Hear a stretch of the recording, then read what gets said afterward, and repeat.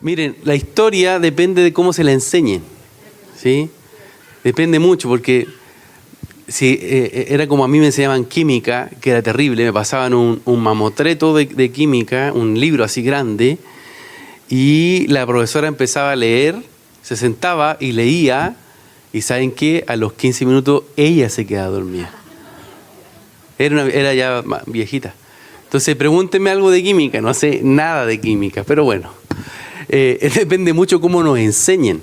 Y vamos a tratar de que hoy día podamos aprender siendo inspirados por el Señor, pero también de forma dinámica, ¿ya? Anoten sus preguntas. Al final vamos a tener un tiempito para preguntas, ¿ya?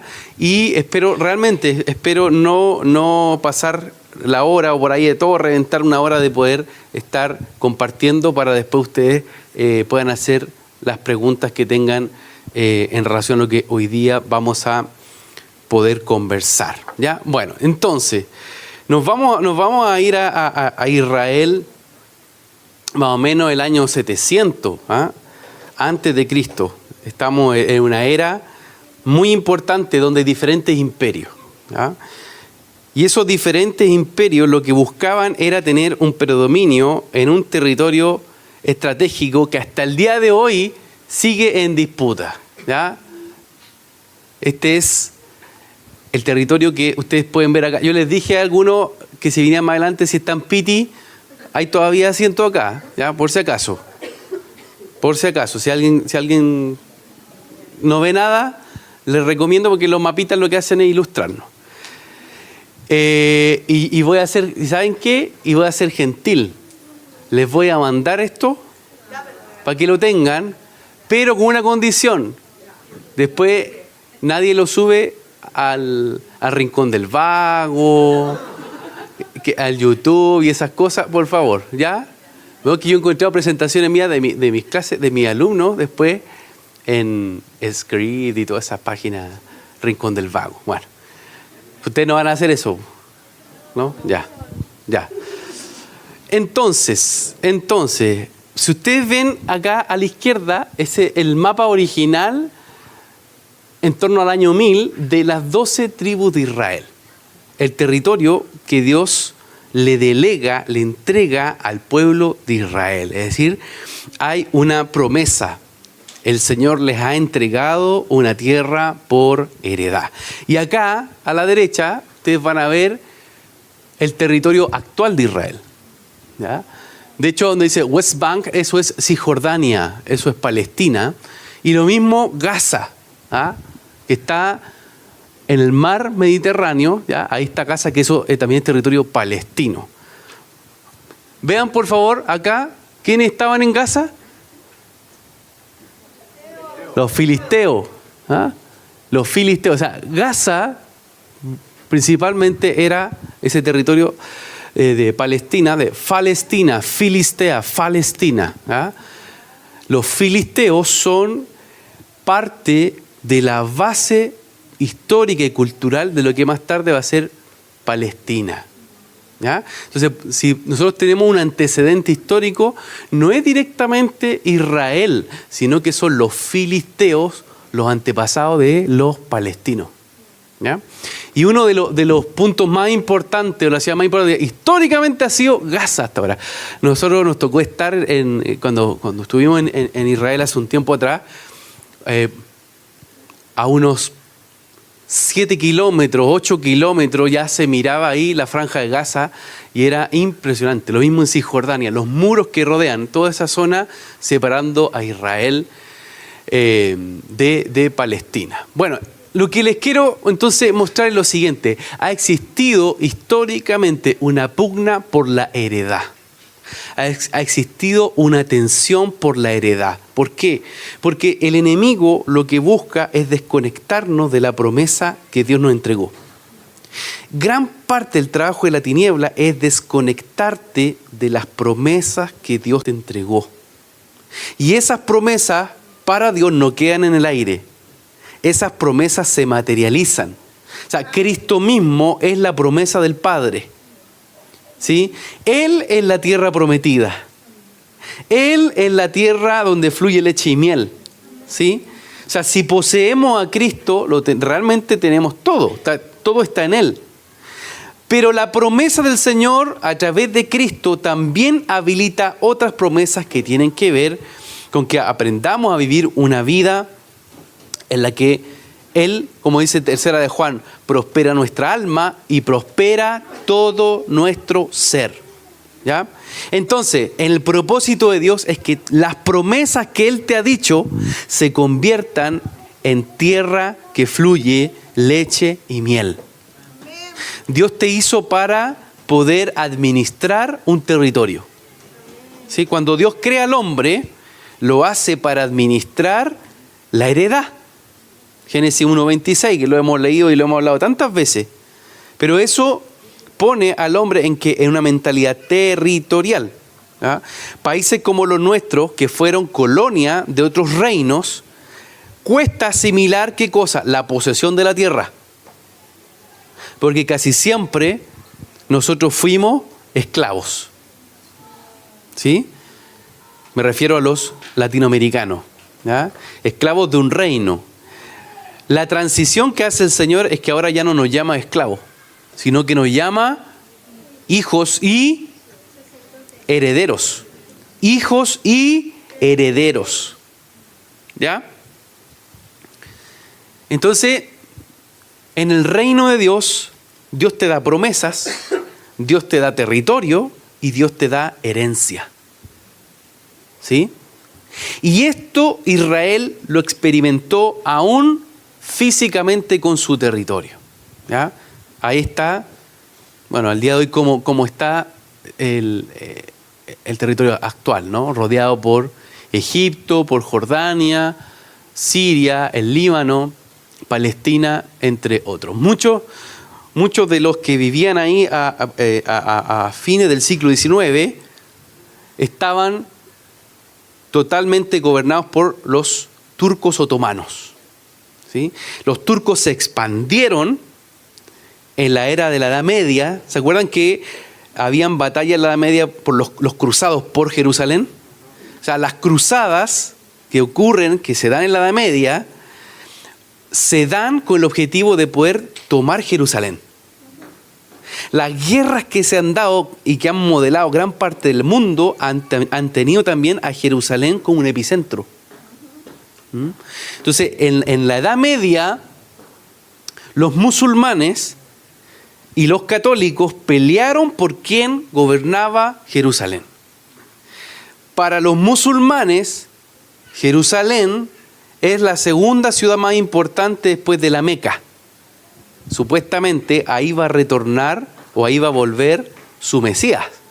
Ojo, los musulmanes también creen que Mohamed o Mahoma vaticinó que desde ese lugar va a gobernar su Mahdi, así le llaman, ¿ah? Su Mesías. Nosotros creemos que el Mesías ya vino, que es Cristo mismo, que es Jesús mismo, y que Él gobierna sobre todo pueblo, sobre toda tribu, sobre toda lengua y sobre toda nación.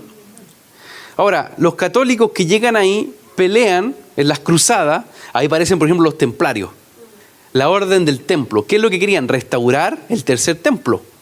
Por eso eran los templarios. Ellos se dedicaban a tratar de reconstruir el templo. Entonces, a la larga, los musulmanes van a ser más fuertes y van a vencer a los católicos. Y en ese gobierno que hay sobre este territorio, ellos van a gobernar hasta adentrado siglo XX por medio de los otomanos, los turcos otomanos. ¿Ya? ¿Qué pasó? Primera Guerra Mundial. Caen muchos de los imperios. El imperio turco otomano se viene a pique, se derrumba, mejor dicho, y muchos de los que estaban ahí no sabían qué hacer, por así decirlo, frente a una amenaza. Entre paréntesis hay que decir que muchos turcos otomanos, a entrado al siglo XX, perseguían a las minorías cristianas.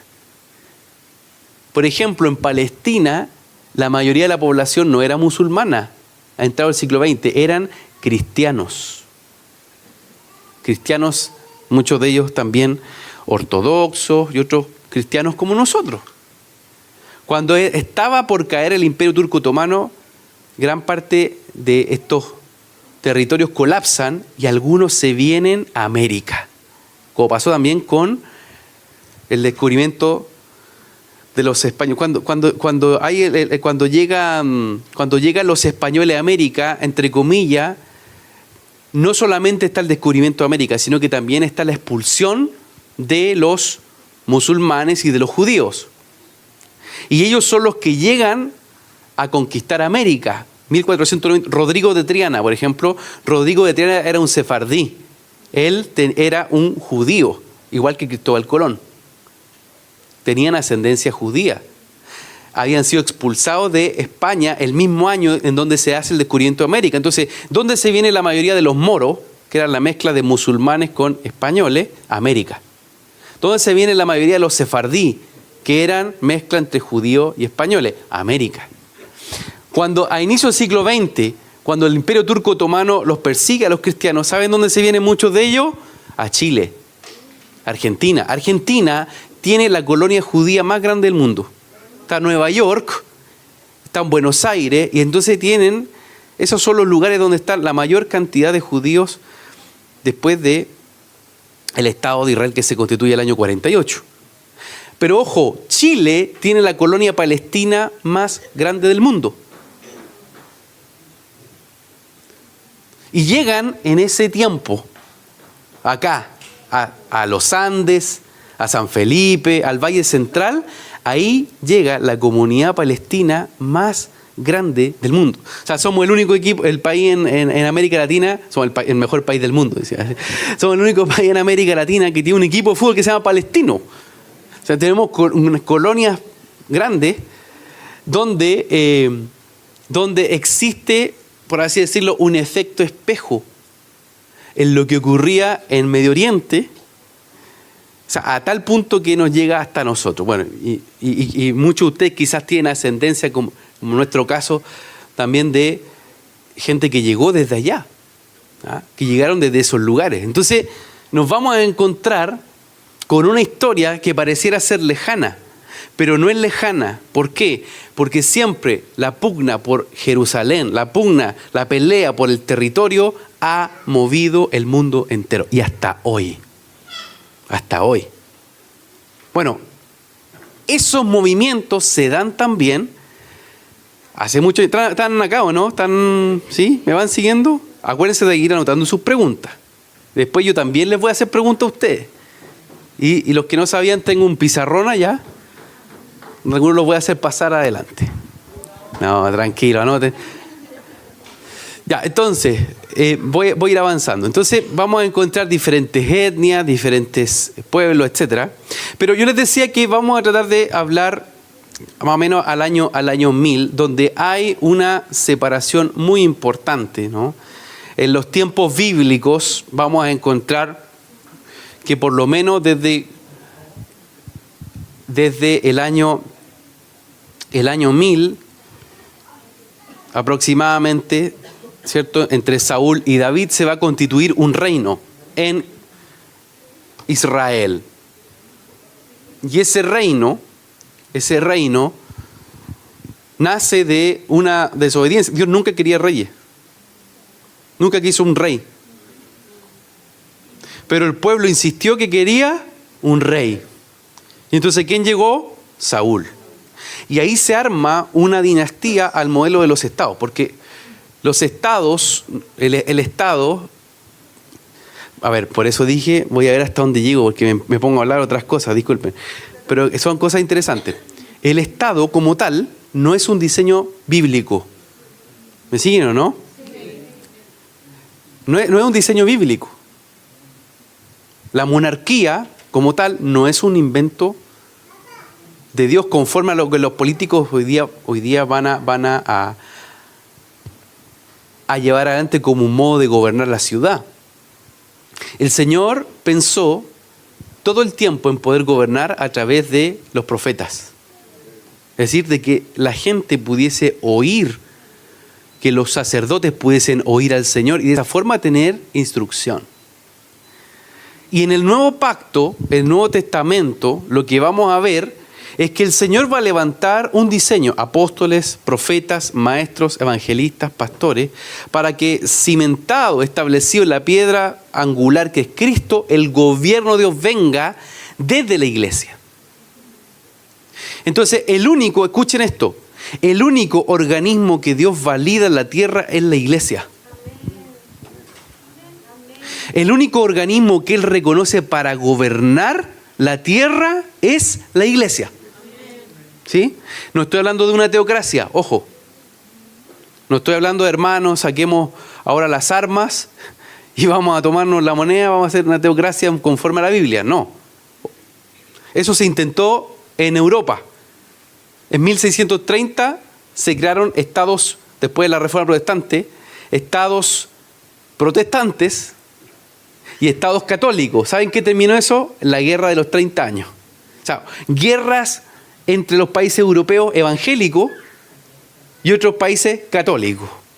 Porque no sirve una teocracia forzada, porque lo que Jesús vino a hacer no es a tomar el papel de César. ¿Entienden? Jesús vino a gobernar el corazón del hombre. Ese es el trono que Él quiso tomar. El corazón del ser humano. Porque los cambios surgen, ¿dónde? En el corazón. Ese es el trono que Dios busca permanentemente de ti. El corazón. Entonces, el rey, ¿se han dado cuenta? Han leído Primera de Crónicas, Segunda de Crónicas, Primera de Reyes. Cuando habla de los reyes, dice, y su corazón era... ¿Han leído los versos cuando empiezan a hablar de los reyes? No dice el currículum del rey. Dice, y su corazón era justo, y su corazón era recto delante de los ojos de Dios. O si no, dice, y Manasés era malo en su corazón. Su corazón era malo. O sea, ¿cuál es el prisma por el cual Dios pesa a los reyes? Su corazón. ¿Por qué Dios desechó a Saúl? Porque su corazón se fue. ¿Pero por qué Él amó a David? Porque su corazón era conforme al de Él. Entonces, si Dios te da unción de gobierno, si Dios te da unción de rey, Dios entonces va a pesar tu corazón. Dios gobierna en base a lo que está también pasando en nuestro corazón. Entonces, la historia de los reyes de Israel es una historia en donde vemos corazones que se apegan a la justicia de Dios y otros que se van a torcer. Y eso el Señor lo tiene siempre en la lupa. ¿Dónde está tu corazón? Jesús dijo, donde está tu tesoro, allí está tu corazón. ¿Por qué? Porque el corazón es un asiento de gobierno. El corazón es un trono íntimo. El corazón es un lugar donde o el Señor se sienta o tú te sientas. O peor aún, deja que la tiniebla se siente. Pero ¿dónde se gobierna tu vida? En base a lo que decide en tu corazón. Hay gente que toma decisiones irracionales. ¿Sí? ¿Por qué se metió con esta comadre, con este compadre? Y empieza la gente a especular. ¿O por qué hizo esa inversión? ¿Por qué se alió a esta persona? Porque algo no estaba resuelto en su corazón. Porque algo estaba herido en su corazón. ¿Se entiende o no? Entonces el corazón es el lugar donde el Señor establece su trono. Y estoy en la cronología. Vamos, que se puede. ¿Ah? Ya, entonces vamos a tratar de ir a Nehemías, porque es lo que... Miren, esta es como una línea de tiempo en la que vamos viendo, por ejemplo, del año 600 en adelante, cómo se provoca los años de la cautividad. Israel se va 70 años cautivo. 70 años cautivo. Después de esa cautividad que viene con los asirios, que viene con los babilonios, y más tarde se va a reforzar con los persas y el imperio medo-persa, pasan los griegos, pasa Alejandro el Magno, ¿ya? Acuérdense que les voy a pasar esto y ustedes no lo tienen que subir después a la... Y se llega al Imperio Romano, ¿ya? Donde vamos a encontrar particularmente que cuando termina el Imperio Persa hay 400 años de silencio, aproximadamente.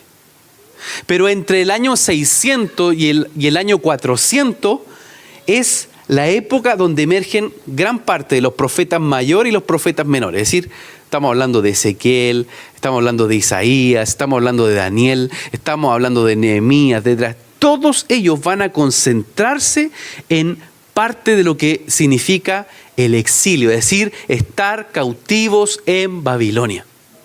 Y Dios les habla en medio de Babilonia. ¿Sí? Entonces, en ese periodo vamos a ver que está situada la historia, ¿ya? Y llega hasta el periodo romano. O sea, vemos lo que van pasando los reyes, y en ese intertanto Jesús va a aparecer. Entonces, hay una relación que vemos muy clara en la descripción de la Escritura, ¿ya? Lo vamos a ver acá. En Salomón se provoca la división del reino. Israel y Judá. ¿Ah? ¿Cómo su hijo? Sí, pues los hijos van dividiendo y dividiendo y dividiendo, ¿sí? Entonces, Israel se divide con Judá, vamos a precisar un poquito. Samaria pasa a ser la capital del reino de Israel, y ahí se agrupan las 10 tribus, y hay más tarde Judá, parte de Benjamín, van a ser parte también de el reino de Judá. El reino de Judá. ¿Ya? Entonces, vean por favor, están los reyes, están los profetas, está el exilio, 70 años de cautiverio, y miren aquí, ¿quiénes aparecen?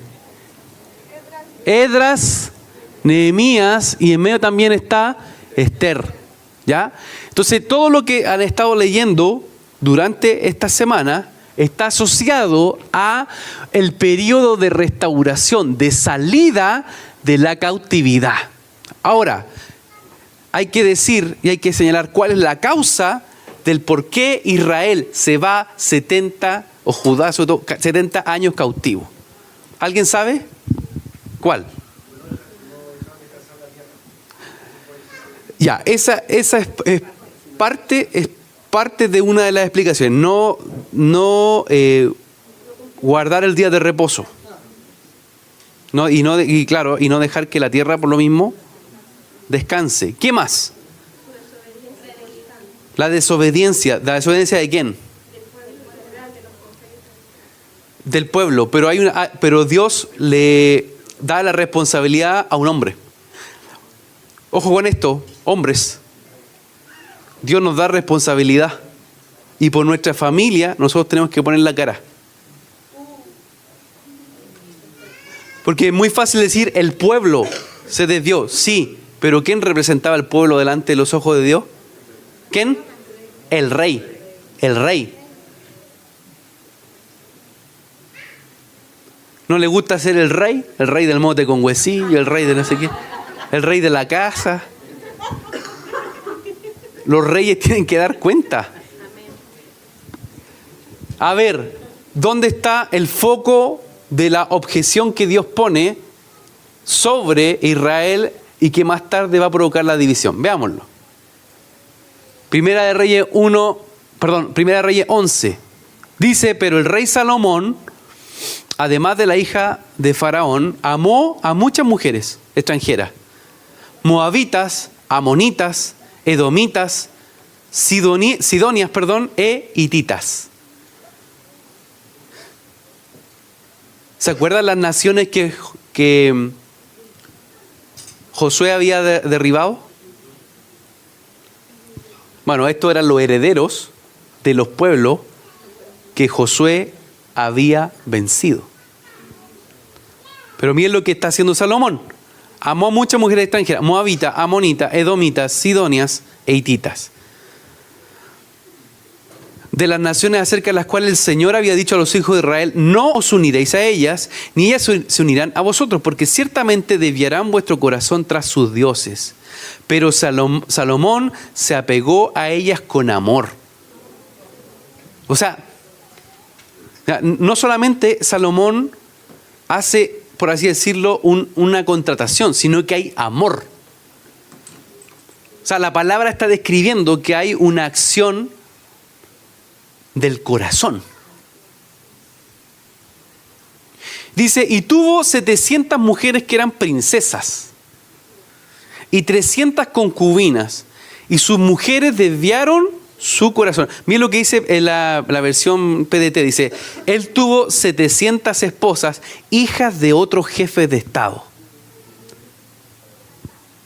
y 300 concubinas. Ellas lo alejaron de Dios. A ver, pero hay que ser muy claro.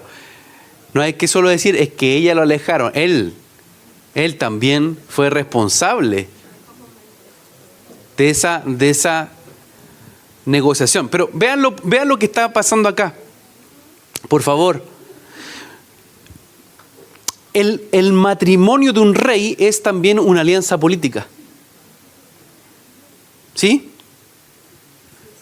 En esta época, cuando un rey daba en casamiento a un hijo, lo que también estaba haciendo era hacer un acuerdo político, un acuerdo militar, un acuerdo comercial, ¿sí?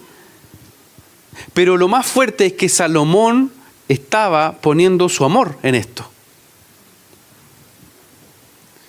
Verso 4 dice, pues sucedió que cuando Salomón era ya viejo, sus mujeres desviaron su corazón tras otros dioses. ¿Qué cosa? ¿Qué desviaron? Su corazón. Y dice, y su corazón nunca estuvo dedicado por entero al Señor su Dios. Y ahí uno dice, pero si era tan sabio, pero si él sabía las consecuencias que esto podía tener, es que es una cuestión del corazón.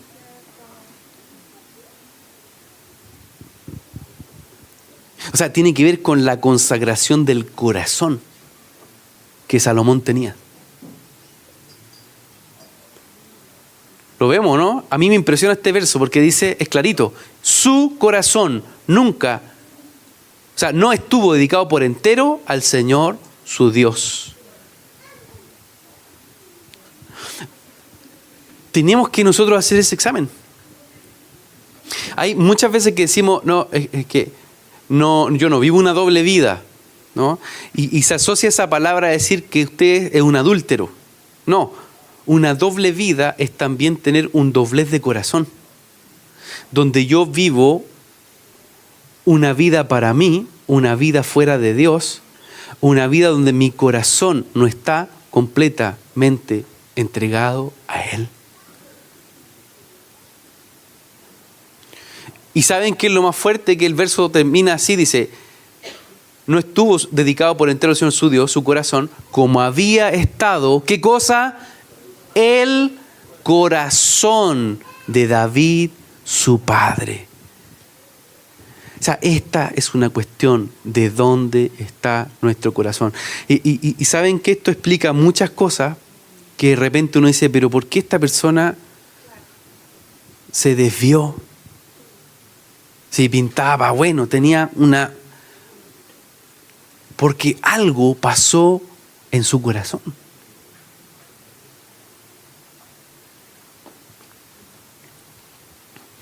Verso 5. Porque Salomón siguió a Astoret, diosa de los sidonios, y a Milcom, ídolo abominable de los amonitas. Es decir, ya no solamente se casó, sino que al casarse entró en un pacto con los dioses de esos pueblos, ¿cierto?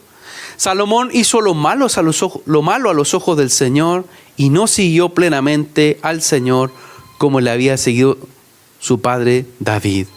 O sea, no solamente el corazón, sino que también el seguir. Verso 7. Entonces Salomón edificó un altar a Quemos, ídolo abominable de Moab, el monte que está frente a Jerusalén, y a Moloc, ídolo abominable de los hijos de Amón. O sea, imaginen Moloc. Moloc, que era el dios que tomaba las generaciones. Él llegó al punto de hacer sacrificio humano, sacrificio de niños. Eso era Moloc. Y de entregarlo a la generación, dedicar a las generaciones. Verso 8. Así hizo también para todas sus mujeres extranjeras, las cuales quemaban incienso y ofrecían sacrificio a sus dioses. Así, aquí lo que está retratando es que hay un cambio en la cultura de Israel. Hubo un cambio en el corazón de Salomón. Pactó y se alió a otros ídolos a través de estas mujeres que desviaron su corazón. Su corazón nunca entró de lleno con el Señor, siempre estuvo a media. Y eso trajo por consecuencia que surgiera un culto. Porque dice la palabra que estas mujeres quemaban incienso y ofrecían sacrificio a sus dioses. Es decir, el altar del Señor quedó fuera y más bien el culto nacional ahora fue a Quemos, a Astarot. Y eso fue muy chocante. ¿Por qué? Porque ¿cómo yo puedo asegurar la victoria de mi próxima generación si estoy levantando y dedicando mi vida a los ídolos? Verso 9 dice, y el Señor se enojó con Salomón. Y miren lo que dice el verso 9, porque su corazón se había apartado del Señor, Dios de Israel, que se le había aparecido 2 veces. Miren, hermano, David se mandó hartos condoros. En buen chileno, la embarró. David mandó a matar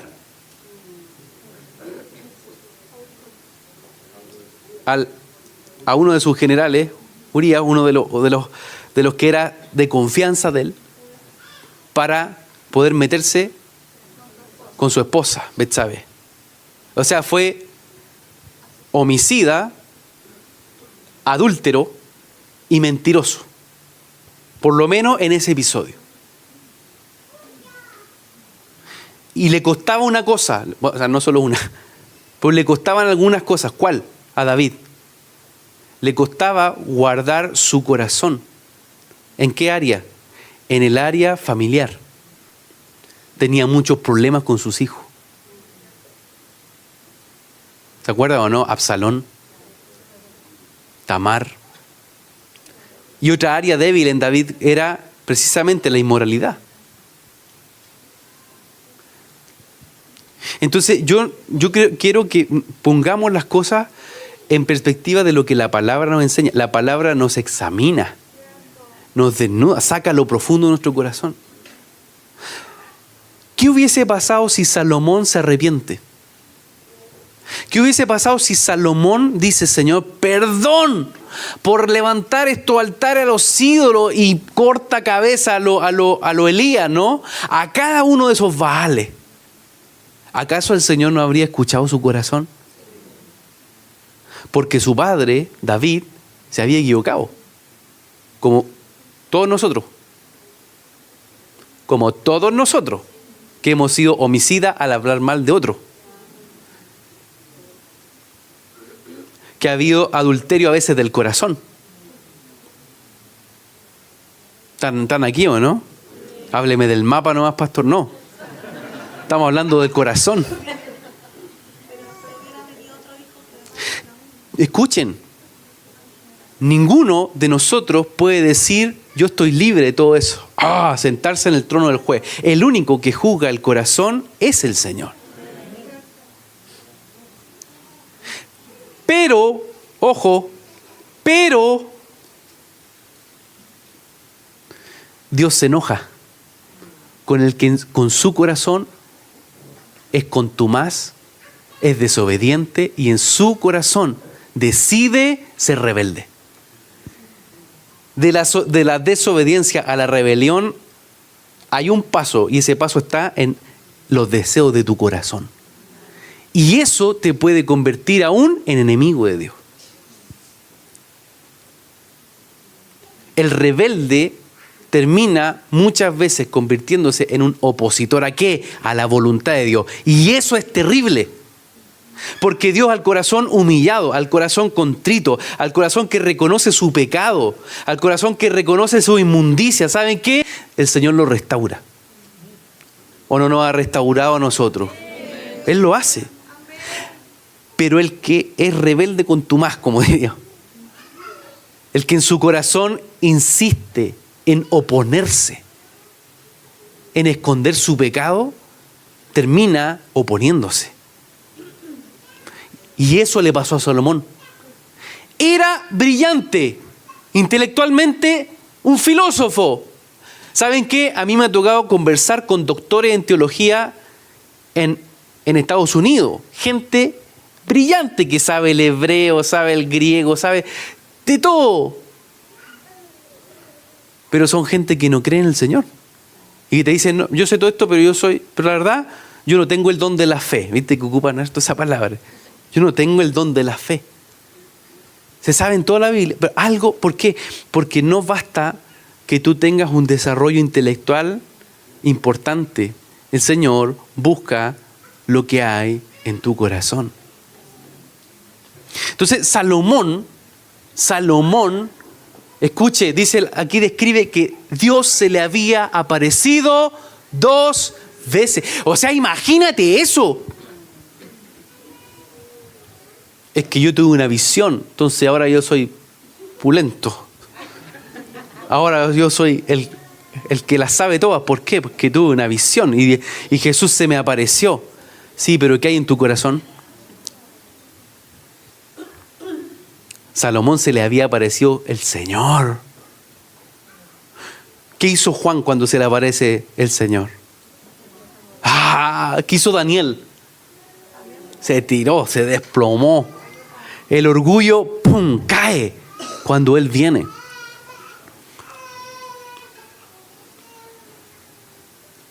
El Señor dice, se enojó con Salomón porque su corazón se había apartado del Dios de Israel, que se le había aparecido 2 veces.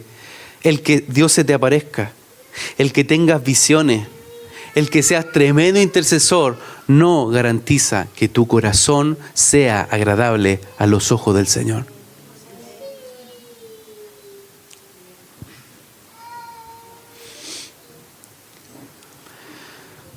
Y le había ordenado, dice, en cuanto a esto, que no siguiera otros dioses, pero él no guardó lo que el Señor le había ordenado.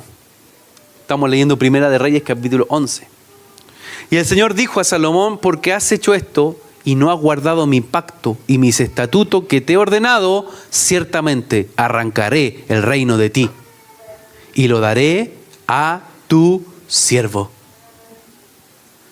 Sin embargo, no lo haré en tus días por amor a tu padre David, sino que lo arrancaré de la mano de tu hijo. Tampoco arrancaré todo el reino. Imagínense el Señor, ¿no? Imagínense que Salomón autoriza el sacrificio humano, el sacrificio de niños. Y el Señor le dice, mira, te voy a arrancar el reino, pero aún me voy a guardar una porción. ¿Por qué? Porque yo con David tengo un pacto. O sea, hay promesas que Dios hizo con tus generaciones atrás, que están ahí. ¿Por qué? Porque es heredad. Lo que Dios entregó, lo que Dios soltó, Él no lo va a retirar. Él va a trabajar para que tú lo poseas. Unciones que recibieron tus antepasados, palabras. Muchas veces es necesario un exilio para poder reconocer qué es lo que Dios realmente nos ha entregado. Pero la promesa siempre va a estar ahí. Siempre. Siempre. Tampoco arrancaré todo el reino, sino que daré una tribu a tu hijo por amor a mi siervo David y por amor a Jerusalén, la cual he escogido. Dios se enamoró de David. ¿Por qué? Porque tenía un corazón que anhelaba hacer su voluntad. El problema es que esos David son perseguidos. Pregúntele a David con Saúl, ¿no? O muchas veces cuando hay situaciones que no lograron subsanar, quedan en conflicto aún entre los hijos. David era un gran rey, pero quizás como papá le costaba un poco más. Por eso es que el varón perfecto es Cristo. Podemos admirar muchas cosas de David y la Biblia es hermosa. ¿Por qué? Porque cuenta las cosas tal y cual pasaron. No solo lo bueno.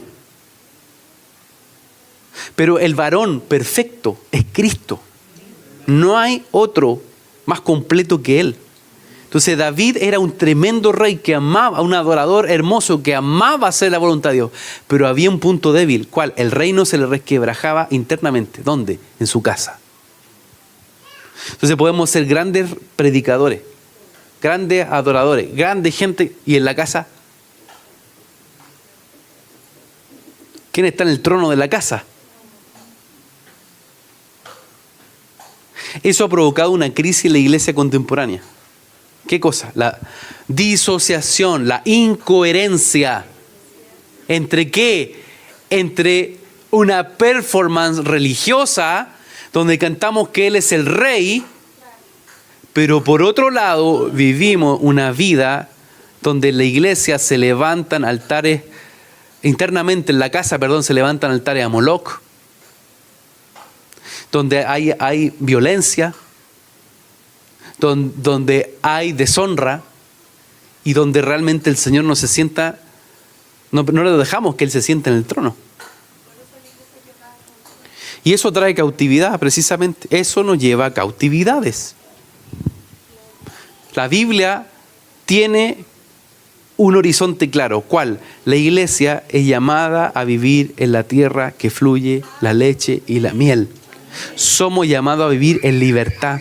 No hay nada más lindo que tú llegues en la noche y digas: Señor, te doy gracias. Te doy gracias porque hoy día tú me ayudaste. Gracias por lo que has puesto a mi esposa, a mis hijos. Por lo que tú estás haciendo en mí, me estás sanando, me estás restaurando, estás trabajando. Y sabe que eso trae libertad y puedes comer leche y miel. Ya voy a volver al mapa mejor porque vamos a seguir estudiando. No, está bien. Entonces, se separan, les decía, ¿esto qué provoca? Provoca una división en los reinos. ¿Sí? El azul que está ahí es el reino de Israel con la capital Samaria, 10 tribus. Y por otro lado vamos a tener el reino de Judá con su capital que es Jerusalén. Una casa dividida no prevalece. E Israel estaba dividida en su diseño original. Peor aún, el ambiente político religioso era más amenazante. ¿Por qué? Porque había comenzado, y aquí voy a avanzar rápido, había aparecido en el escenario un imperio llamado el Imperio Asirio. ¿Ya? Vamos a ver que en este proceso de rompimiento, de división entre los reinos y el tránsito al exilio, hay 3 grandes imperios. ¿Ya? El asirio, el babilonio y el persa o medo-persa. ¿Ya? ¿Cuáles son? Asirio, babilonio y persa. El asirio es el que provoca la primera, por así decirlo, salida o el primer éxodo, exilio que va a vivir Israel. O sea, los asirios eran un pueblo temible. Vean el mapita, por favor. Sí, voy a volver después de eso. Los asirios, si ustedes ven eso en verde, buscaban expandirse por diferentes territorios, ¿ya? Ellos tenían una capital muy famosa llamada Nínive. ¿Se acuerdan de Nínive, no? Ahora pónganse en el lugar de Jonás. Lo estaban mandando a predicar a un imperio temible. Vean, por favor, este mapa. esa es la expansión que van a desarrollar los asirios aproximadamente el año 720 a.C. Toda la zona verde, ¿ya? Van a encontrar territorio emblemático, el río Tigri, el río Éufrates, y arriba está Nínive, ¿lo ven allá? Ellos lo usaban como su capital. Eran temibles, expertos guerreros, gente especializada para la guerra. Ellos van a perfeccionar el bronce, van a incluso a trabajar con el hierro, y por tanto, en su afán expansivo, van a llegar a el territorio del reino de Israel. ¿Ya? Eran gente sanguinaria. Miren, por ejemplo, esa ahí. La yugular le está metiendo ahí con todo. Eran muy sanguinarios, y lo que siempre se cuenta, pero los asirios eran como los aztecas de Medio Oriente. Ellos levantaban los muros de restos humanos. Los muros de la ciudad de los asirios eran calaveras, eran restos humanos. Era un imperio asentado en el terror y en la muerte. O sea, hay crónicas que muestran que los asirios eran muy temibles porque su forma de culto a la muerte realmente era brutal. Entonces imagínense lo que pasa con Jonás, que el Señor le dice, anda y predica en Nínive. O sea, anda al infierno, le estaba diciendo. Anda al infierno a predicar. Pero Señor, si son tan malos, mira los muros de Nínive. Tan impresionante. Hace tiempo yo lo predicaba, pero hay un estudio de historia astronómica que hacen un análisis de los diferentes momentos en que en la historia han habido eclipses. Y hay un eclipse que se da cuando Jonás va a Nínive. Porque el panteón o el dios principal de los ninivitas asirios era el sol, como los aztecas. ¿Qué pasó? Comienza a predicar Jonás y se provoca un eclipse. ¿Cuál fue la señal para ello? Nuestros dioses fueron vencidos. Y ahí empieza el avivamiento. Ahí empieza el arrepentimiento en los asirios, los ninivitas. Pero bueno, estos estaban expandiéndose. Ellos, por ejemplo, generan una evolución del carro de guerra. Bueno, diferentes ejemplos. Usaban odres de vino para hacer tropas de salto anfibio. Es decir, se metían al mar con estos odres, ¿ya?, que lo hacían flotar, y de esa manera llegaban y lograban conquistas que eran impensadas, ¿ya? Entonces los asirios capturan Israel el 721 a.C. y ahí comienza una primera generación, por así decirlo, que sale de la tierra de la promesa. ¿Por qué? Por las consecuencias de lo que había significado no solo guardar el día del reposo, guardar la ley, sino por lo que primero había pasado en el corazón de Salomón. Segunda de Reyes 17:6 dice: en el año 9 de Oseas, el rey de Asiria tomó Samaria y se llevó a Israel al desierto en Asiria y los puso en Jalá y en Jabor, río de Gozán, y en las ciudades de los Medos. Entonces tenemos un primer exilio. Después de los asirios emerge otro imperio que va a comerse los asirios, son los babilónicos. ¿Ya? Hay un nuevo imperio. A ver, esta imagen es mejor. ¿La ven ahí o no? Babilonia termina subsumiendo, termina tomando gran parte de los asirios. Pero, a ver, no es que sean tan distintos, culturalmente son similares, ¿ya? Pero son, como por así decirlo, tribus patriarcales que le ganan a otras. Pero es como si fuesen del mismo país, ¿se entiende? Es como si hoy día dijéramos un bloque de la derecha gobierna, le vamos a decir los asirios, ¿ya? Después un bloque de la izquierda gobierna, los babilonios, ¿ya? Por decir algo. O sea, son bloques políticos de élites de la época, ¿ya? Y tenían diferencias culturales, sí, pero étnicamente convivían en el mismo territorio. ¿Me siguen, no? Entonces hay acá una nueva expansión que es Babilonia. Y Babilonia la vamos a ver desde Génesis hasta Apocalipsis. O sea, Babilonia no solo es el pueblo con el que tiene que enfrentarse Judá por el exilio, sino que Babilonia es también un sistema espiritual. ¿Sí? Babilonia es también un sistema espiritual. Entonces,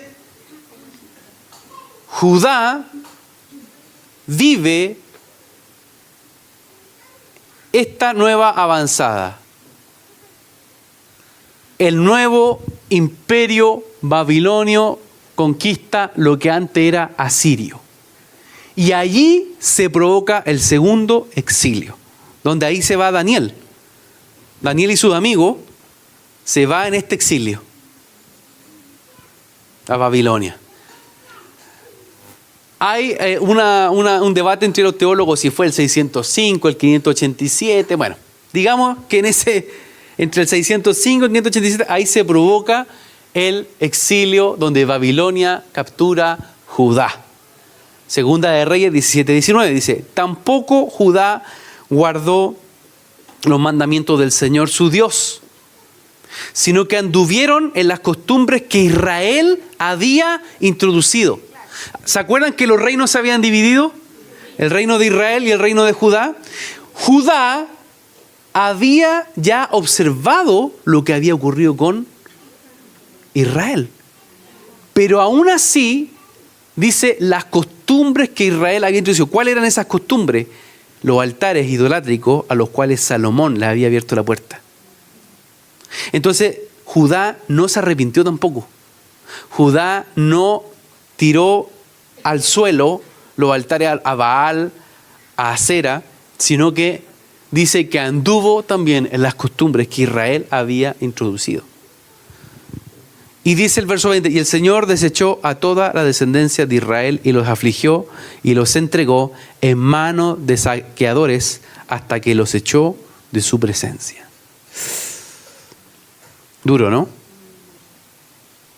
Duro. Entonces ya tienes las 10 tribus, ya habían sido capturadas por los asirios.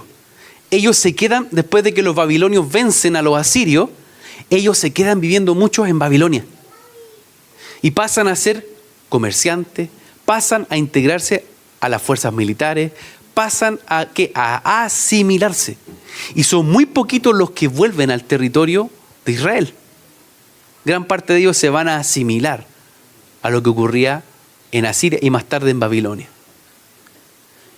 Y en este segundo exilio ya es Judá la que está siendo cautiva.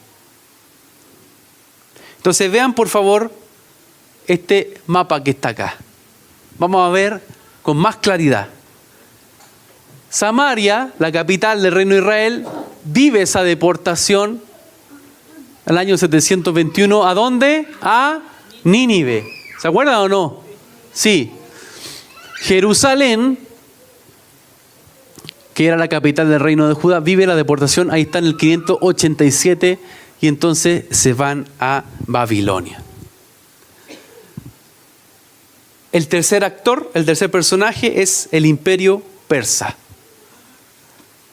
Recuérdense que después viene el examen oral, así que estén atentos a todo lo que estamos hablando. Que vea alguno ahí, no, así tranquilo, así ya estamos entrando en tierra derecha. Vean por favor ahí, ¿no? Asiria, ya lo hablamos, Babilonia, y hay un tercer actor que está atrás, que es los persas. El imperio persa, ¿ya? El imperio persa, vean la expansión que tiene su territorio. Es enorme. Miren que esto es Babilonia, esto es Susa, pero ellos se van a expandir aún hasta el río Indo, ¿ya? El imperio persa es uno de los imperios que ha tenido una mayor expansión territorial en la historia de la humanidad. Llegan hasta Grecia, llegan a Egipto, África, lo hacen cautivo, ¿ya? Son descendientes de Elam y una de las grandes protagonistas ahí es Esther, ¿no? El libro de Esther habla de cómo se vivía en ese tiempo en los días de Asuero. Y miren, como dice la palabra, ¿no? Aconteció que los días de Asuero, que reinó desde la India hasta Etiopía, en 120 provincias. Era enorme. Perdón, 127. Gracias, Pablito. El imperio persa, a menudo también llamado Medo-Persa, fue el segundo gran imperio representado en el sueño del rey Nabucodonosor de Babilonia. Fue el imperio más grande de la historia antigua en términos de territorio total, controlado.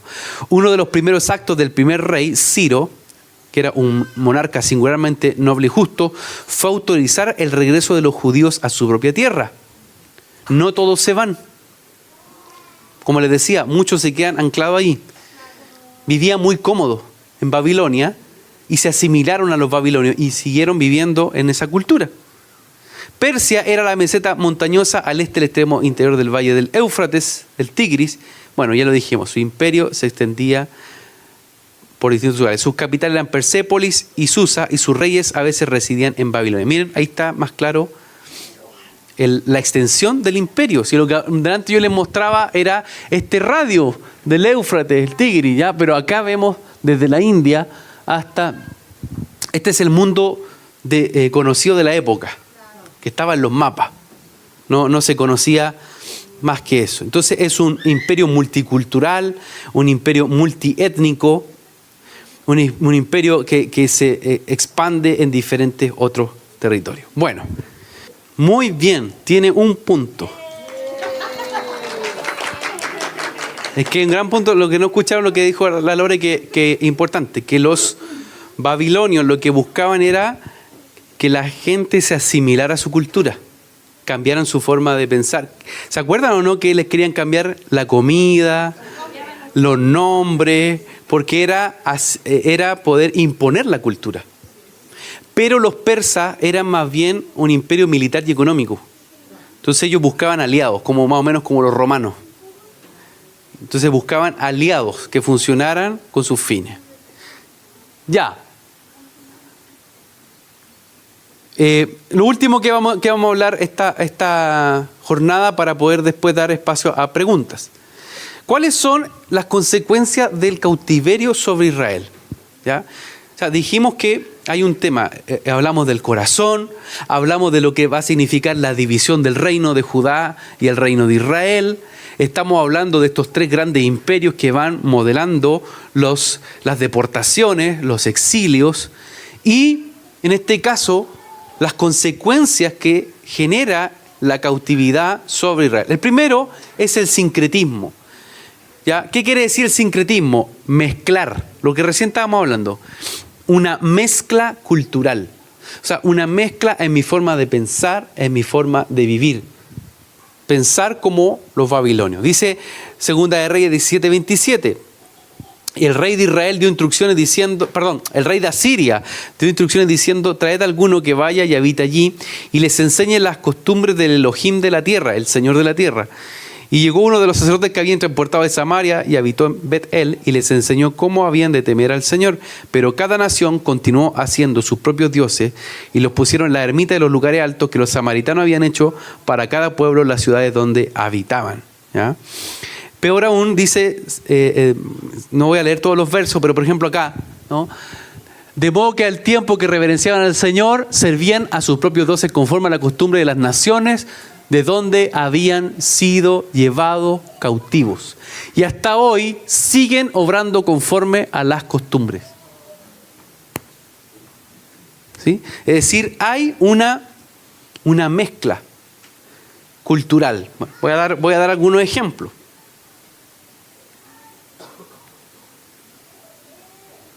El ejemplo más emblemático. Los hijos recogen la leña, los padres encienden el fuego, las mujeres preparan la masa para hacer tortas a la reina del cielo. ¿Ya? ¿Dónde está eso? Bueno, eso está en lo que podríamos denominar el ADN de Babilonia. Yo les dije que Babilonia está desde Génesis al Apocalipsis. Parte como una torre, una gran ciudad, y termina como una mujer, una ramera, dice la palabra. ¿ya? Está presente llenando la tierra, busca llenar la tierra. Encontraron una llanura en la tierra de Sinar y se establecieron allí. Dice, y dijo cada a cual a su prójimo, vamos, fabriquemos ladrillo, cosámoslo al fuego. Verso 4 dice, y dijeron, vamos, construyamos una ciudad y una torre. Bueno, eso es Babilonia. El verso 8 dice, así los dispersó el Señor desde allí sobre la faz de toda la tierra y dejaron de edificar la ciudad. Y miren lo que dice Apocalipsis. Estoy leyendo un verso de Génesis y otro de Apocalipsis. Apocalipsis 14:8 dice, y otro ángel, el segundo, siguió diciendo, cayó Babilonia la grande, la que ha hecho beber a todas las naciones del vino ponzoñoso de su fornicación.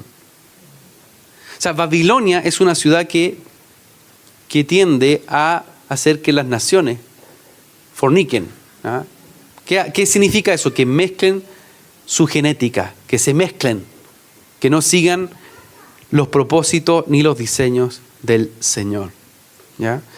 Bueno, así hay más cosas que aparecen con Babilonia. ¿Ya? Todo el culto idolátrico, ¿no? a la diosa madre. Escapa, oh Sión, tú que habitas con la hija de Babilonia. ¿Ya? Y que desde un inicio estaba allí, ¿no? El culto a Astarte o a Ishtar, ¿no? Entonces, desde Babilonia se extendió el culto a la hija de Babilonia a todas las naciones.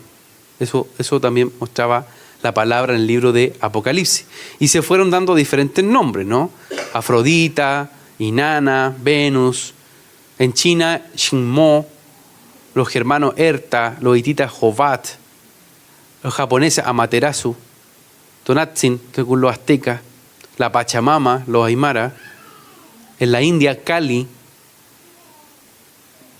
En Egipto, Isis, entre otros. Entonces ahí está lo que hemos denominado, según lo que Jeremías enseña, como la reina del cielo.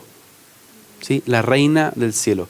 ¿Qué es la reina del cielo? Es la encarnación, por así decirlo, de este diseño de Babilonia, mezclando o poniendo su simiente contra el Padre. Babilonia tiene dos sellos, también según la palabra en Jeremías, orfandad y viudez. O sea, Babilonia busca huérfanos, pero al mismo tiempo busca quebrar un diseño sano familiar.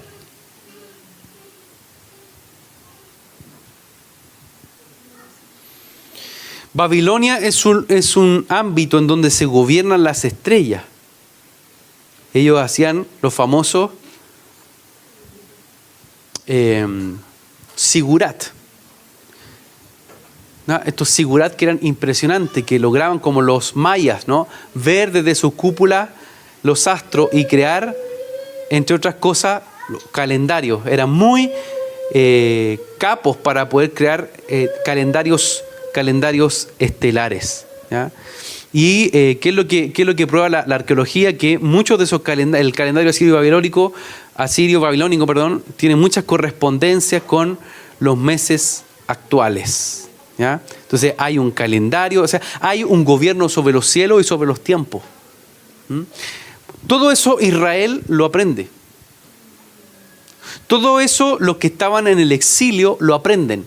¿Qué cosa? El culto a la reina del cielo. O sea, la idolatría en su corazón. Pero por otro lado, ver los cielos no desde el trono del Padre, sino que ver los cielos desde el manto de la reina del cielo. ¿Me siguen, no? Y eso hace entonces que Israel sea muy golpeado en su salida. Se los digo de nuevo. En el exilio, el sincretismo, la mezcla que viven los que quedaron ahí exiliados, hace que levanten culto a ídolos. Por ejemplo, a la reina del cielo, Ishtar o Inanna. ¿Por qué? Porque a ella le consagraban su finanza. Es como la manda hoy día.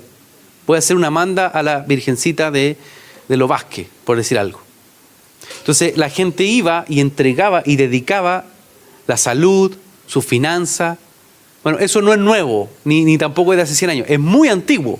Y es el culto que salía de la reina del cielo. Los israelitas entonces se mezclan con esas culturas y sacan de su corazón la confianza en el Señor.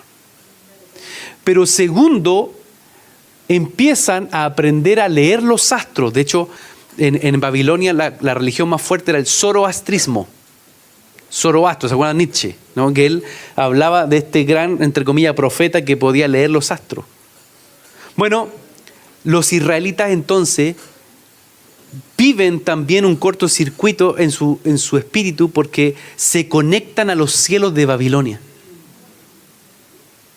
Y entonces, por ejemplo, ahí surge un invento que se llama sinagoga. ¿Qué está hablando, pastor? Se lo detallo ya, para que no digan que estoy chamullando. Esto es toda una investigación, a ver, toda una investigación.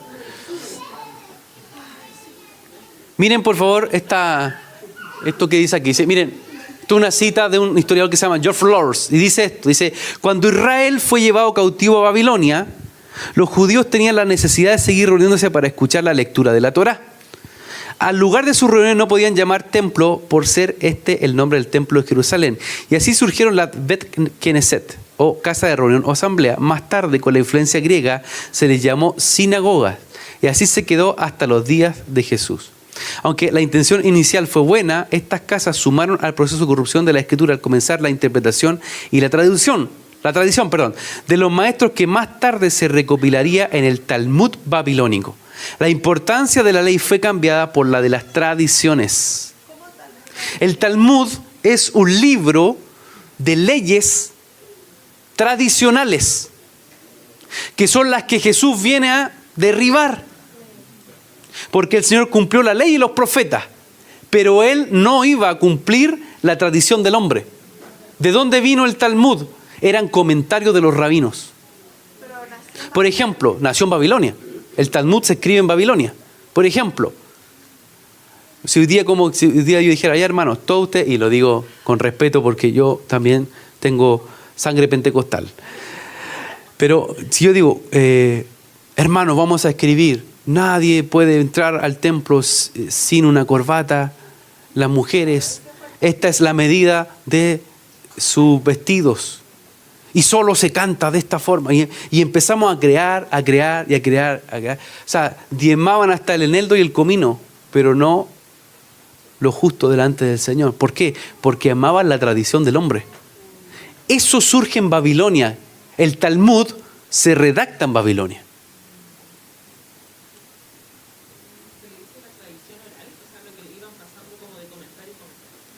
Lo hacían en medio de la sinagoga.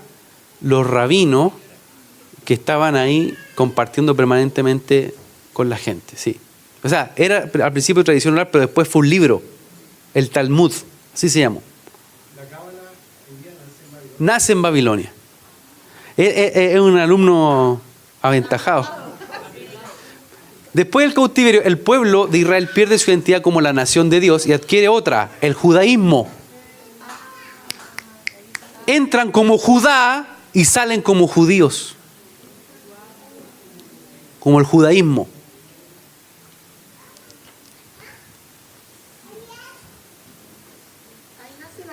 Ahí nace la religión del judaísmo.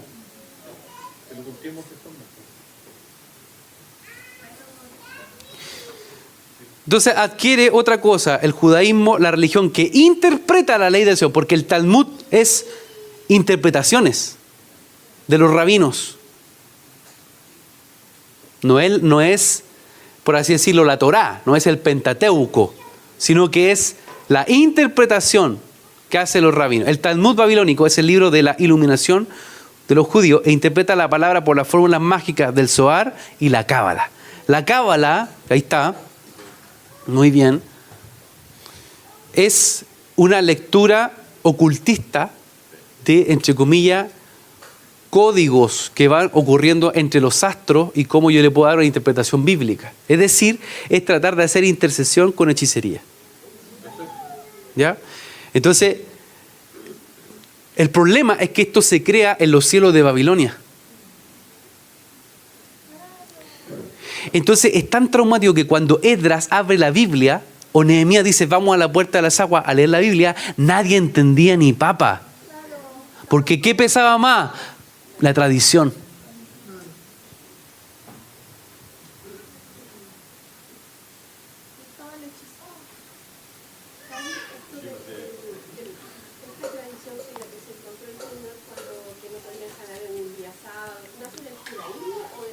No, hay cosas que están, por ejemplo, lo del día sábado sí está más claro en la Escritura, en el Levítico. Pero hay otras tradiciones que están más bien asociadas al Talmud, ¿no? Formas de llevar adelante el culto. Son más por así decirlo, del orden de la sinagoga. Son más litúrgicos, ¿ya? Entonces se crea este sistema religioso, perdón, ahí está. Se crea un sistema religioso que a la larga termina cambiando la forma de vivir la fe.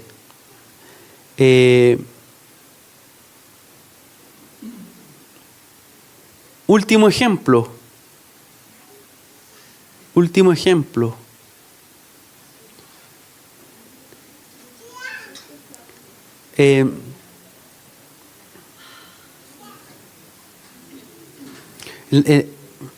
Hay un nombre hay una fiesta que se llama el Purim, ¿sí? Y esa fiesta se hace en honor a lo que ocurre por la liberación de los judíos por parte de lo que vive Esther. Ahora, es interesante, por ejemplo, el nombre Esther, algunos especialistas dicen que se deriva del acadio Ishtar, que significa estrella. ¿Ya? El nombre de Esther era Hadasa, significa mirto, que se usaba para la fiesta de tabernáculos. Interesante. Escuchen esto. Hadasa es el mirto que se ocupaba como uno de los elementos para la fiesta de los tabernáculos. ¿Qué pasaba en los tabernáculos? ¿Qué se construía? Una sucá, una ramá donde el Señor ponía su protección. Es decir, son los cielos de protección del Padre. Pero le cambian el nombre por Esther, que es Ishtar, que es otra estrella, es otro cielo. ¿Lo siguen o no? Y ahí aparece esta estrella. O sea, la estrella de David no es la estrella de David, es la estrella que Babilonia pone sobre Israel.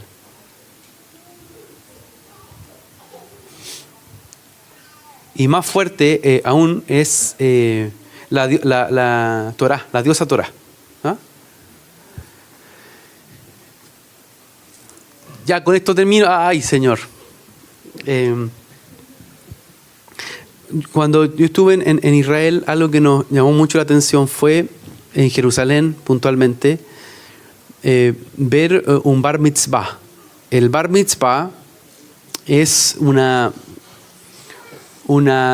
fiesta que se hace para dedicar a los niños ya 12 años, pero algo que yo nunca había visto es que es un matrimonio del niño con la Torá. ¿Sí? O sea, se casa el niño con la Torá. No es solo un tiempo de bendición para que Dios le ayude y crezca en la ley, sino que es un matrimonio con la Torá. Ahora, lo interesante que vimos allá es que también la Torá se le ve como la diosa Torá. En otras palabras, ¿qué es lo que estoy diciendo? Hay otro tipo de la reina del cielo en el judaísmo. ¿Se entiende? Que es la que va a crear un sistema espiritual en Babilonia, para desde el Talmud y la sinagoga crear un sistema de reglas religiosas que termina por sacar a Israel de su vínculo con el Señor. Contra eso tiene que enfrentarse Nehemías y Esdras. Contra eso.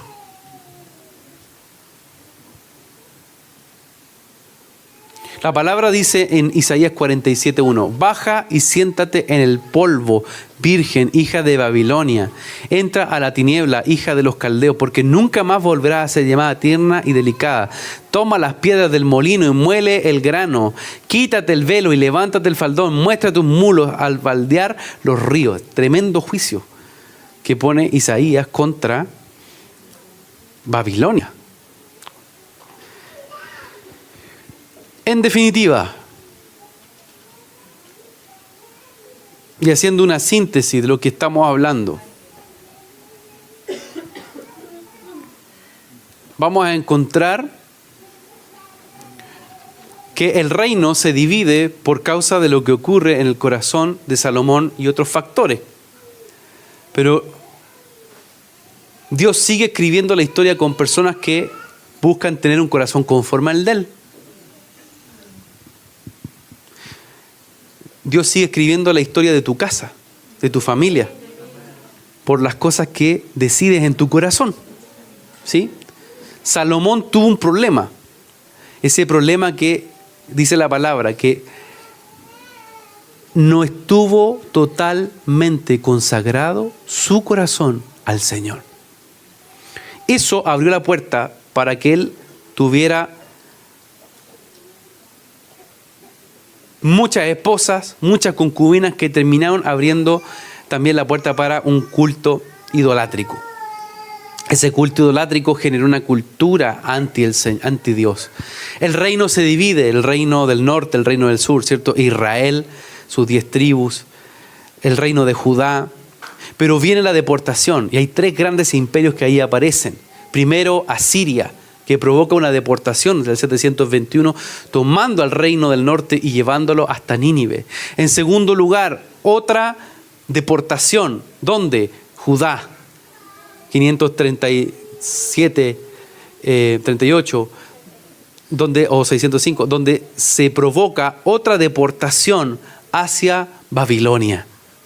Y por lo tanto tienes el Israel y tienes a Judá completamente en el vientre de Babilonia. Ahí se crea un sincretismo, donde Israel pierde su identidad. Y en esa pérdida de identidad salió con una religión, muchos de ellos se quedaron. Tuvieron un problema en qué situación, en levantar también culto a los ídolos, pero al mismo tiempo en caminar bajo los cielos de Babilonia. ¿Qué salió de ahí? La sinagoga, el Talmud, el ocultismo, que se mezcló con la tradición y provocó una confusión tan tremenda que Dios tuvo que levantar profetas y Dios tuvo que levantar gente como Esdras y Nehemías para volver a reeducar al pueblo en conocer quién es el Señor, quiénes son ellos y cuál es la tierra de su heredad, que no es Babilonia, es la tierra donde el Señor había prometido que iba a fluir leche y miel para ellos. Y saben que, y oramos para que el Señor traiga un avivamiento sobre Israel. Oramos que el Señor traiga un avivamiento sobre todo ese territorio, para que muchos de ellos vengan al conocimiento del Mesías. Hoy día muchos salgan de esas trampas de cautividades religiosas y vean que el Señor les ha entregado una tierra que por más de los armamentos, que por más por la tecnología, que por más que por la alianza militar que ellos puedan tener con grandes potencias, vean que el Señor los ha guardado porque Él hizo un pacto con David hasta el día de hoy. Y a nosotros el Señor nos ha dado por heredad muchas cosas. ¿Sí? Partiendo por las unciones, los talentos, los llamados, las gracias que Él nos entrega, por nuestra familia, por lo que Dios puso a tu alrededor, por esta ciudad, esta nación, y aún naciones de la tierra. El tema es desde dónde vamos a llevar adelante su reino, desde qué cielo, si vamos a estar mezclados con ese ecosistema tóxico o vamos a dejar que el Señor nos defienda de los asirios, de los babilonios o de los persas. Nos vemos en la próxima clase. Chao. Está bien. Ya, preguntas.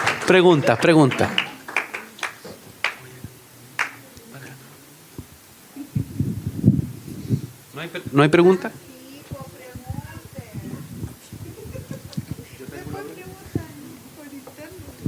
Sí, bueno, tengo como 2 o 3 preguntas, pero la que me llama la atención es que tú llamaste la diosa Torá, que le llaman ellos. Pero eso no significa que estos son los 5 primeros libros de la ley, en que es la palabra del Señor. Súper buena pregunta.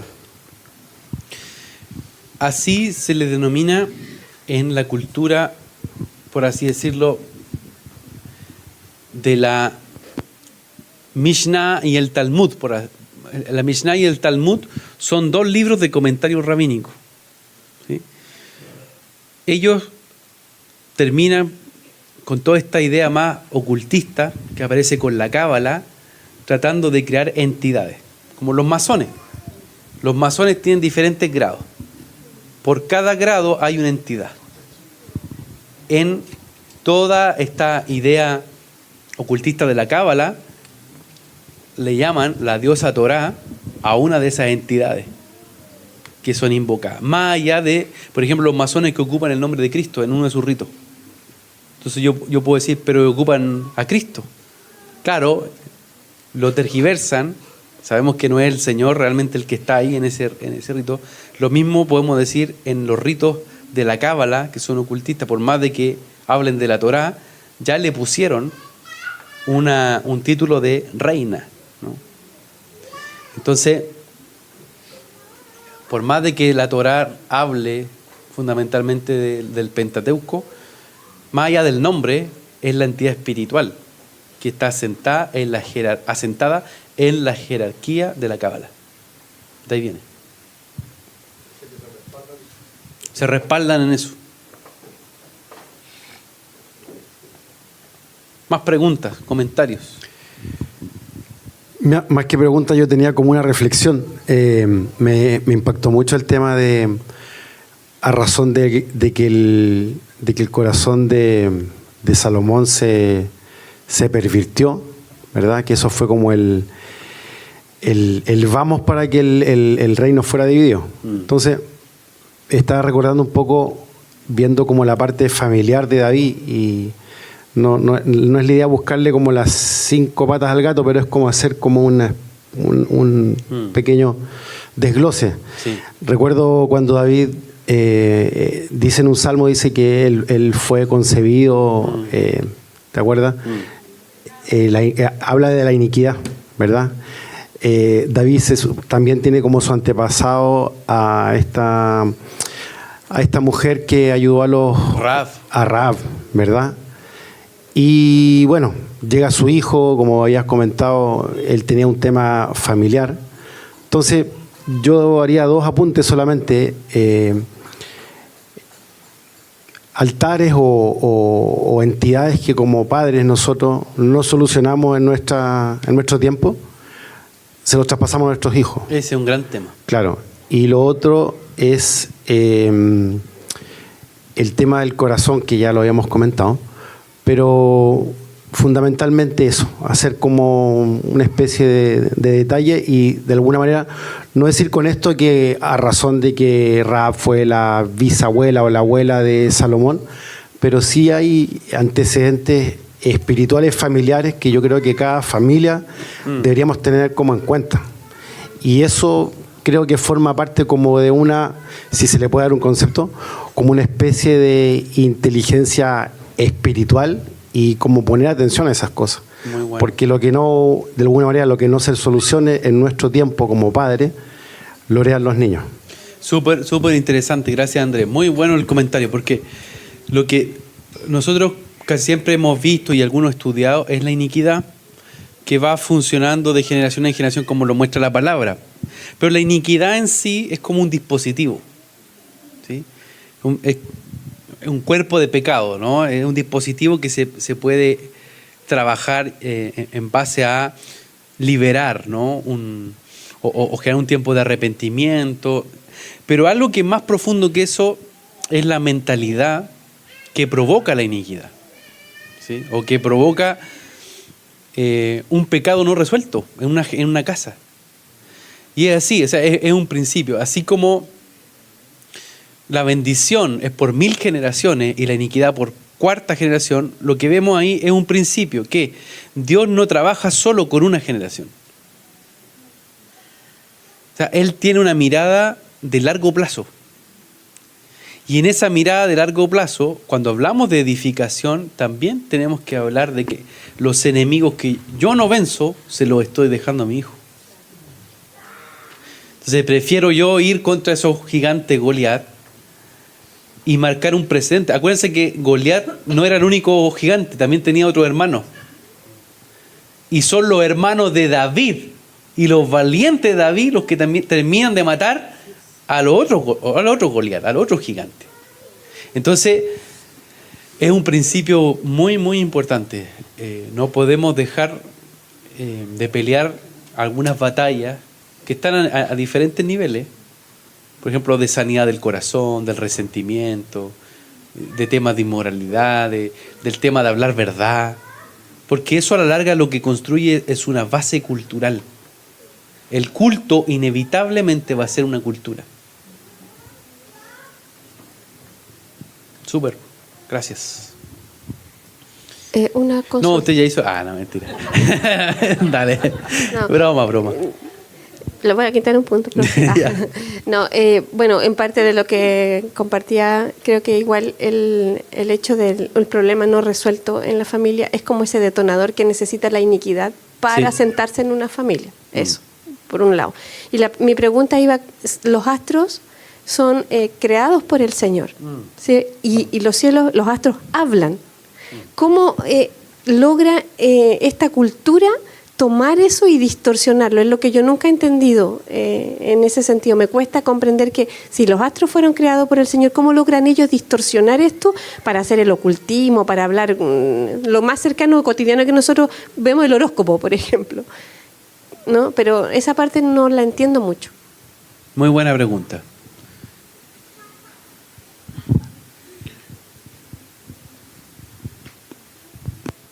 Efesios. Lo voy a responder con la Biblia.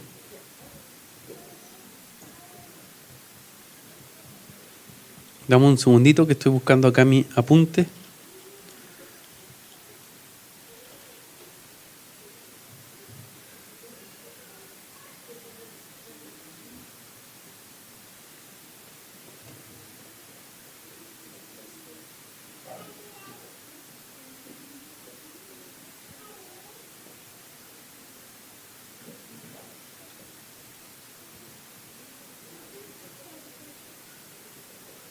Solo un segundito.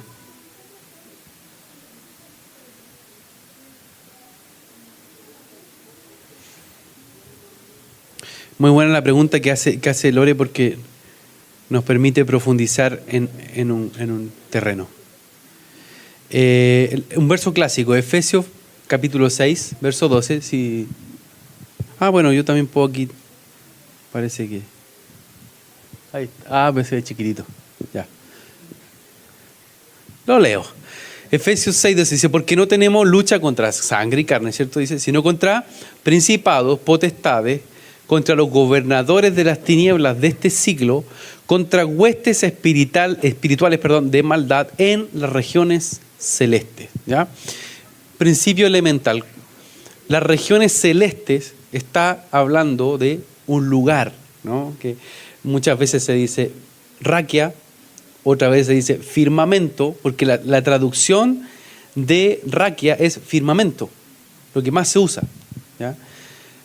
Y Pablo también utiliza este concepto. ¿Cuál? Regiones celestes. ¿Ya?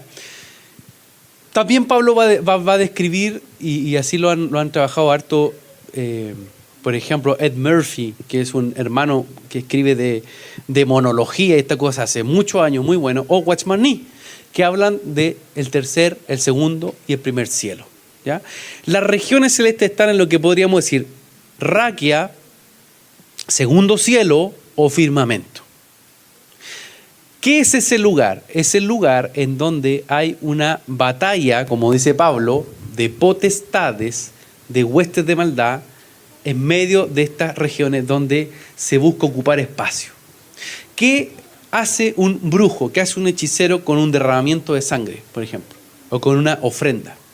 Lo que hace es poder conectarse por medio de sacrificios a esos lugares donde hay entidades que están consagradas, por así decirlo, a lo que podríamos decir un segundo cielo.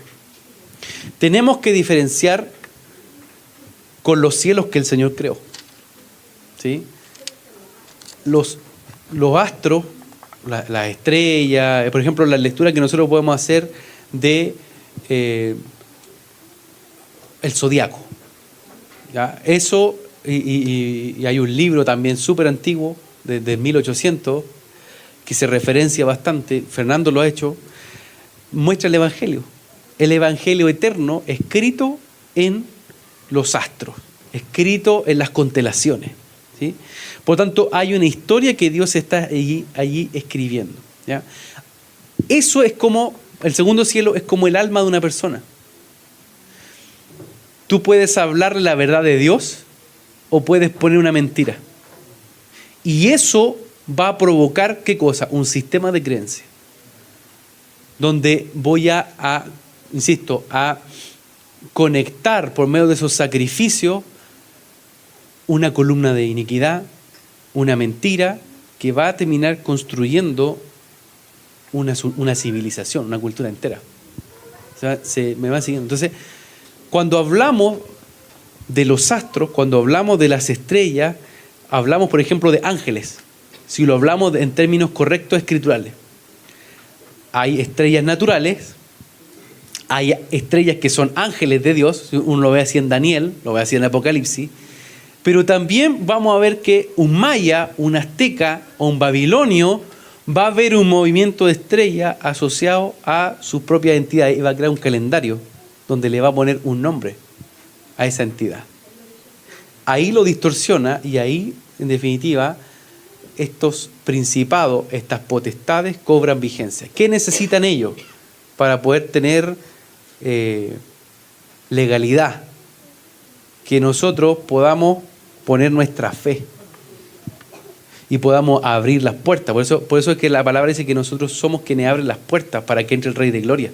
O sea, Dios decidió crear al hombre para administrar la creación. La región celeste puede gobernar la creación en la medida que el administrador de la creación, que es el hombre, le abre la puerta. Entonces la tiniebla busca permanentemente en las regiones celestes pelear por entrar en puertas específicas. Así como hay intercesores que sostienen ciudades enteras, en el Himalaya, en distintos lugares, así hay brujos que se conectan con portales y gobiernan una montaña. Y empiezan a domesticar y a hablarle a la naturaleza y a conectarla a esas entidades. ¿Se entiende, no? Entonces, no es algo tan sencillo de explicar, porque eso nos podría dar para toda una jornada, pero un poquito eso en base a lo que podríamos responder de forma breve, porque esto es una escuela de una semana del Pastor Fernando. Es una pildorita. Últimas preguntas. Yo tengo una pregunta. Ya. Lo que pasa es que yo no sé si ya todo el mundo está claro, ¿no? Y soy yo la única perdida. Pero me pasa que cuando leemos Esdras del 1 al 6, habla, ¿cierto?, sobre que vuelven del exilio, construye los cimientos, celebran, luego se levantan estos como opositores, mandan las cartas, años después los dejan. Pero después cuando leemos a Ageo 1, el Señor le habla al pueblo sobre por qué están construyendo sus casas y no el templo. Entonces mi pregunta es como temporalmente hablando, ¿cómo sucede? O sea, ¿llega el pueblo del exilio, se ponen a construir las casas y después construir el cimiento? ¿O esto de que se ponen a construir las casas después de poner los cimientos? ¿Cómo es como un poco esta línea temporal de la construcción de los cimientos del templo, el templo, los muros, las casas? Y esto que vamos leyendo. Súper. Lo que pasa es que ellos llegan, y hasta Esdras 5, más o menos, ellos empezaron y pusieron los cimientos. Primero restauraron el altar, ¿sí?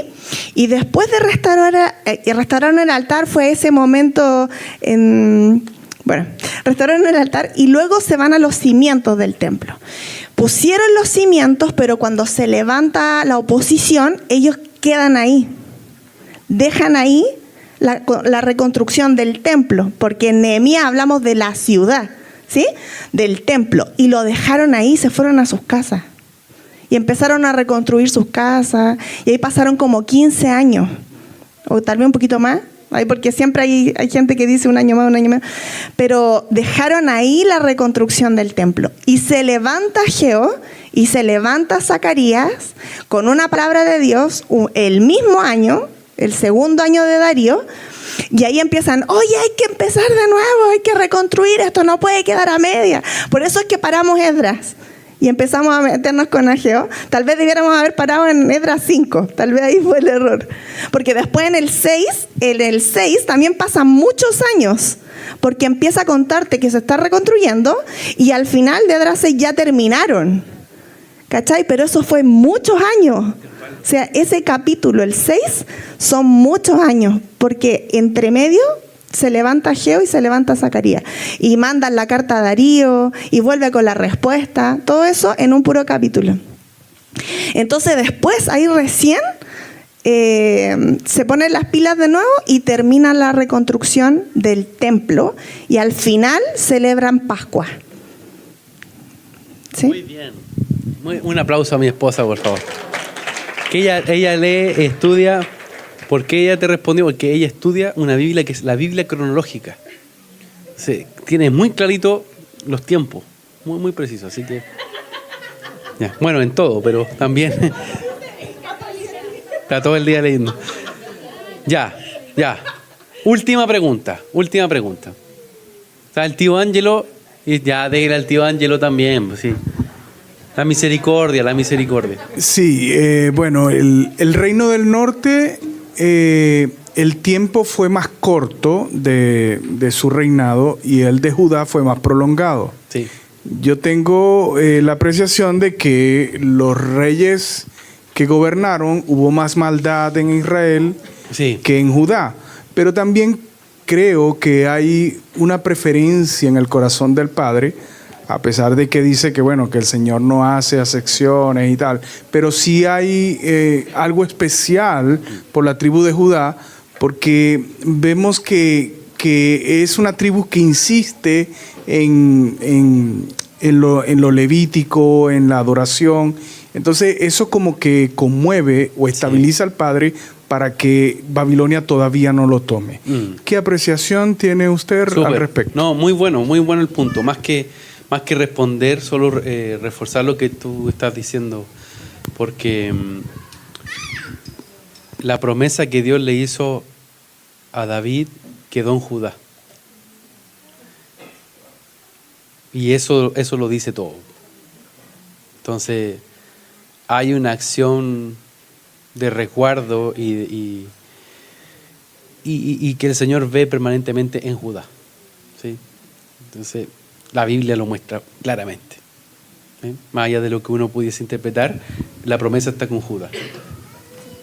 Cortito. Igual hay un verso, lo estaba buscando, lo voy a buscar y se lo voy a dar. Hay un verso, no me acuerdo qué profeta lo habla, pero como que parece que es Jeremías, que dice que como que he estado esperando que no caigas, hablándole a Judá, en lo que cayó Israel. Así como que te he estado dando tiempo, esperando, el Señor le dice a Judá que no caigas en lo que cayó Israel y lo hiciste igual, una cosa así. Y como que el Señor, así su corazón se rompe así viendo cómo Judá igual siguió lo que Israel había hecho. Ahora cuando Javi estaba hablando de la separación de reinos, abajo en Judá se queda su hijo Roboam, pero arriba se va Jeroboam y él es llamado por la Escritura como uno de los reyes más desviados, así, porque el pecado que instauró, o sea, inmediatamente después de que se separa el reino, inmediatamente él manda a construir 2 becerros de oro y los pone uno en Betel y otro creo que era en Dan, pero eso fue así como, yo me acordaba cuando Israel sale de Egipto y levanta los becerros, o sea, él hace lo mismo. Y fue como tan instantáneo y que se mantuvo ese pecado 200 años así instaurado, o sea, 200 años. Entonces, por eso el reino del norte fue como más estrepitosamente, rápidamente dejó lo que mis abuelos habían estado estableciendo como un mandato del Señor, David habiendo seguido, y inmediatamente los nietos así se van, pero mal. Entonces fue más rápido el reino del norte.